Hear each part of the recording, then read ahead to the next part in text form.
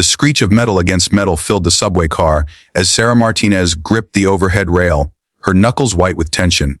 At 7 months pregnant, every jolt of the train sent a sharp pain through her swollen ankles, and the crushing heat of the packed car made her vision swim with dark spots.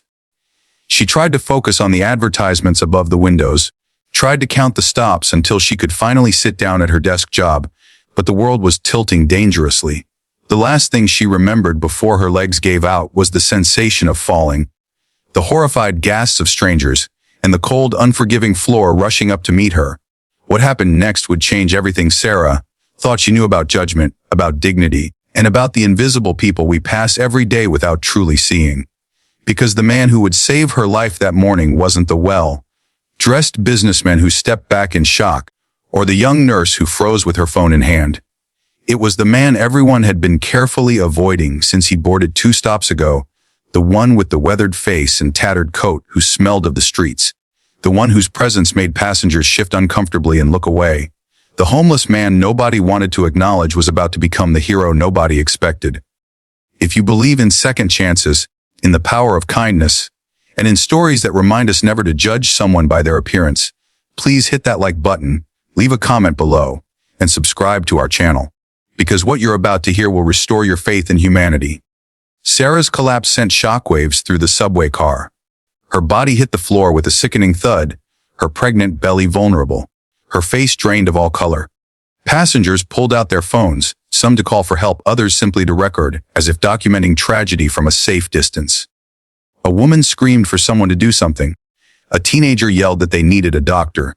But in that critical moment when seconds felt like hours, when Sarah's baby's life hung in the balance, it was the homeless man who moved with purpose and precision while everyone else stood paralyzed by fear and uncertainty.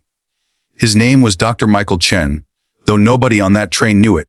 They didn't know that 15 years ago, he had been one of the most respected cardiothoracic surgeons in the city, with steady hands that had saved hundreds of lives and a reputation that brought patients from across the country to his operating table. They didn't know that his fall from grace hadn't been his fault, that a drunk driver had killed his wife and daughter 5 years ago, that the grief had swallowed him whole like a black hole consuming light.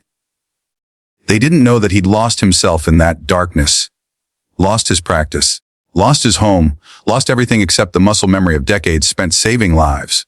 All they saw was a dirty coat, unkempt gray hair, and hands they assumed had never held anything more valuable than a cardboard sign begging for change. But those hands knew exactly what to do. Michael dropped to his knees beside Sarah's unconscious form, his fingers immediately finding the pulse point on her neck. Weak and thready, but present. He tilted her head back to open her airway, his movements efficient, and practiced despite the tremor that alcohol withdrawal had given him. He called out instructions in a voice that carried authority, even through its roughness, telling someone to call 911, telling another person to elevate her feet, telling everyone else to give her space and air. A businessman in a $1,000 suit hesitated before following orders from a man who looked like he'd slept in a doorway, which was exactly where Michael had spent the previous night. Sarah's eyelids fluttered, and she began to come around disoriented and terrified. Michael leaned close, his voice dropping to something gentle and reassuring despite his appearance. He told her not to move, told her she was going to be okay, told her he was a doctor and that he was right there with her. She focused on his face, seeing past the weathered skin and overgrown beard to the steady, compassionate eyes that had once comforted countless patients in sterile hospital rooms. Those eyes held knowledge and kindness in equal measure, and something in Sarah's panic-stricken heart recognized safety when she saw it, regardless of the package it came in. The minutes before the ambulance arrived felt eternal. Michael monitored Sarah's pulse, asked her questions to keep her conscious, assessed her for signs of complications that could threaten both her life and her baby's. He noticed the slight asymmetry in her facial features, the way her left hand wasn't responding quite right, the subtle signs that screamed stroke to someone with his training. He knew they were racing against time, that every second counted, that this young woman and her unborn child needed advanced medical intervention immediately. When the paramedics finally arrived, Michael delivered a rapid-fire clinical assessment that made them stop and stare at this homeless man who spoke in precise medical terminology, who had potentially just identified a pregnancy-related stroke that could have been fatal if undiagnosed. The paramedics worked quickly, loading Sarah onto a stretcher, starting an IV line, preparing for transport. In the chaos of their arrival and departure, Michael quietly stepped back, blending into the crowd of onlookers. He expected to disappear as he always did, to return to his invisible existence on the streets where people looked through him rather than at him. But Sarah, even in her confusion and fear, grabbed a paramedic's sleeve and asked about the man who helped her. Insisted they find him, needed to know who he was. The paramedic looked around the dispersing crowd and shrugged, assuming she was disoriented from the medical event. But one passenger, a young woman who had watched the entire scene unfold with tears streaming down her face, had recorded everything on her phone. Not for entertainment or viral content, but because she recognized something profound was happening, something that needed to be witnessed and remembered. Sarah spent 3 days in the hospital. She had indeed suffered a stroke caused by a rare pregnancy complication called preeclampsia that had gone undetected. The doctors told her that early identification had been crucial, that the immediate response had prevented catastrophic brain damage, that whoever had assessed her on that subway had quite literally saved 2 lives. Her daughter was delivered early but healthy through an emergency cesarean section, a perfect 6-pound miracle that Sarah named Grace for the grace that had intervened when she needed it most. But as she held her newborn daughter, as her husband wept with relief and gratitude, Sarah couldn't stop thinking about the homeless man whose quick thinking had given her this moment. She needed to find him, needed to thank him, needed to understand how someone living on the streets could possess the knowledge and skill to save her life. The video that the young passenger had posted online went viral within days.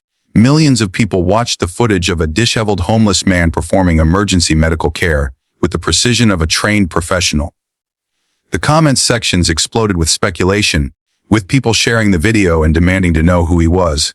Local news stations picked up the story, running segments about the mysterious homeless hero who had disappeared before anyone could thank him.